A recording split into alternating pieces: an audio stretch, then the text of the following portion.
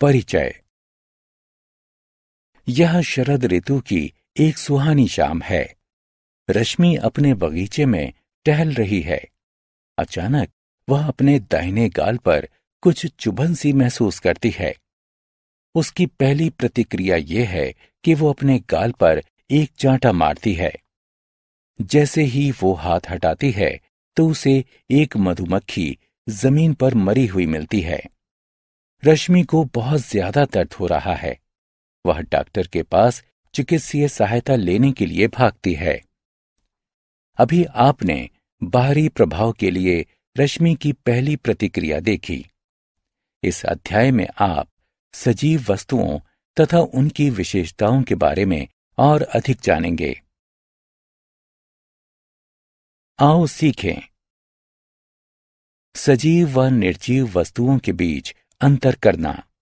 श्वसन, वृद्धि, उद्दीपन और प्रतिक्रिया, जनन और प्रकाश संश्लेषण को परिभाषित करना।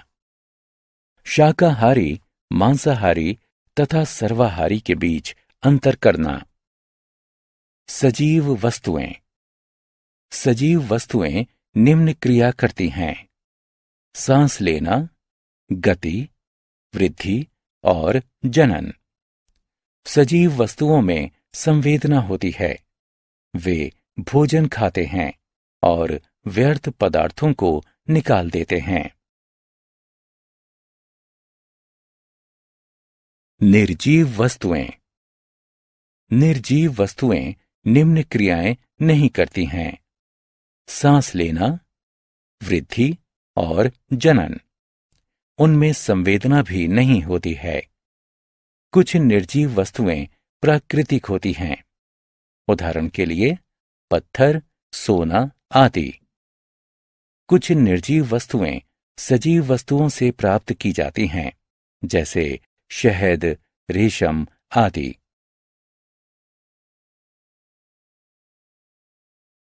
सांस लेना। सभी सजीव वस्तुएं सांस लेती हैं। सांस लेने की प्रक्रिया में दो चरण पाए जाते हैं: ऑक्सीजन युक्त वायु को शरीर में ग्रहण करना अंतःश्वसन कहलाता है। कार्बन डाइऑक्साइड युक्त वायु को शरीर से त्यागना बाह्य श्वसन कहलाता है। श्वसन। भोजन से हमें ऊर्जा प्राप्त होती है। भोजन द्वारा हमारे शरीर को ऊर्जा प्रदान करने की प्रक्रिया श्वसन कहलाती है।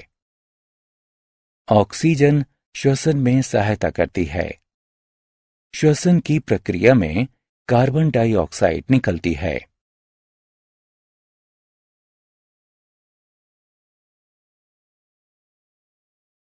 वृद्धि। समय के साथ साथ सभी सजीव वस्तुएं बढ़ती हैं। कुछ सजीव वस्तुएं समय के साथ तेजी से तथा ज्यादा बढ़ती हैं। उदाहरण के लिए घोड़े, मनुष्य आदि। कुछ सजीव वस्तुएं समय के साथ अपनी अवस्था परिवर्तित कर लेती हैं। उदाहरण के लिए तितली इत्यादि। उद्दीपन, प्रतिक्रिया। सभी सजीव वस्तुएं अपने आसपास के बदलाव को महसूस करती हैं।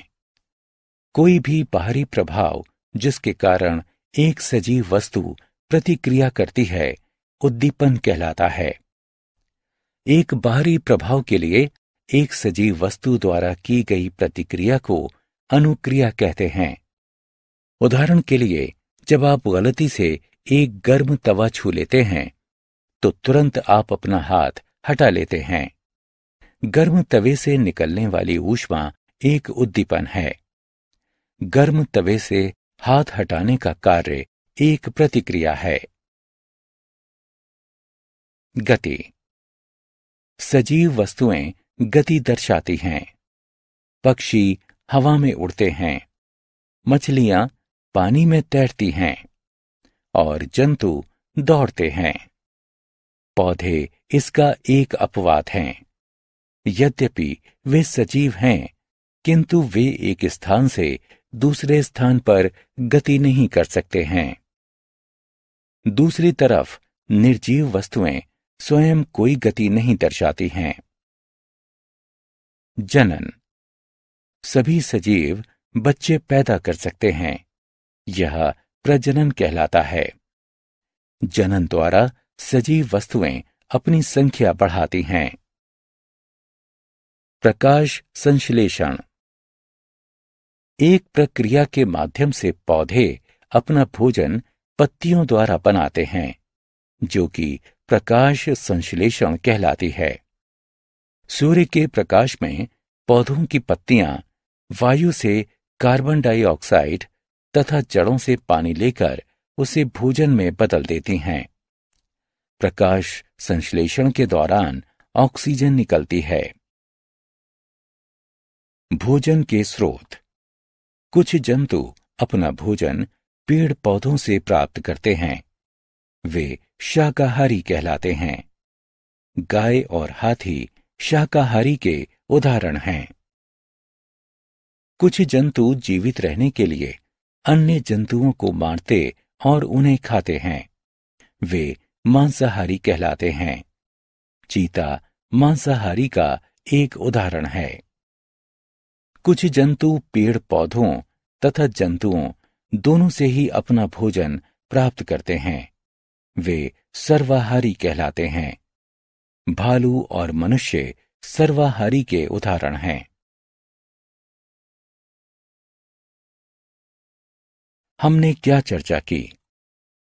सजीव वस्तुएं सांस लेती हैं तथा गति, विकास एवं जनन करती हैं।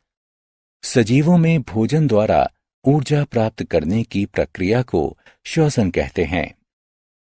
प्रकाश संश्लेषण की क्रिया द्वारा पेड़ पौधे अपना भोजन पत्तियों से बनाते हैं। सजीव वस्तुएं बाह्य उद्दीपन के प्रति प्रतिक्रिया करती हैं। जनन के द्वारा सजीव अपनी संख्या बढ़ाते हैं।